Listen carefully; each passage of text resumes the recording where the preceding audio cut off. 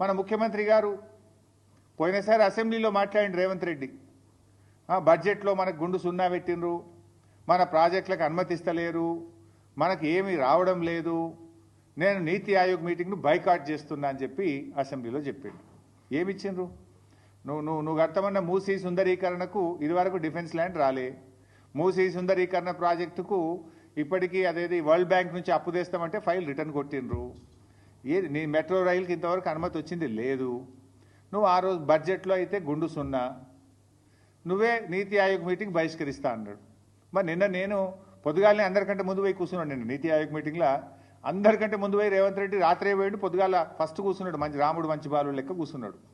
నేను అనుకున్నా దీని గురించి మాట్లాడతాడేమో, ఈ గోదావరి బంకచెర్ల ప్రాజెక్టును గట్టిగా ఎదిరించడానికే పోయిండేమో, నిలదీయడానికే పోయిండేమో ప్రధానమంత్రిని అని నేను అనుకున్నా.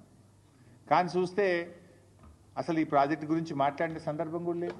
ప్రధానమంత్రిని వ్యక్తిగతంగా కలిసి కూడా ప్రెస్ నోట్ రిలీజ్ చేస్తే దీని మీద మాట్లాడిన పరిస్థితి లేదు. ఏం జరుగుతూ ఉంది? రేవంత్ రెడ్డి మాట్లాడాడు, ఉత్తమ్ కుమార్ రెడ్డి అయితే అసలే మాట్లాడాడు. ఏం చేస్తున్నాడు? నీటిపారుదల శాఖ మంత్రి ఏం చేస్తున్నట్టు, ముఖ్యమంత్రి ఏం చేస్తున్నట్టు, ఈ రాష్ట్రానికి ఇంత తీవ్రమని నష్టం జరగబోతా ఉంటే ఎందుకు స్పందించరు?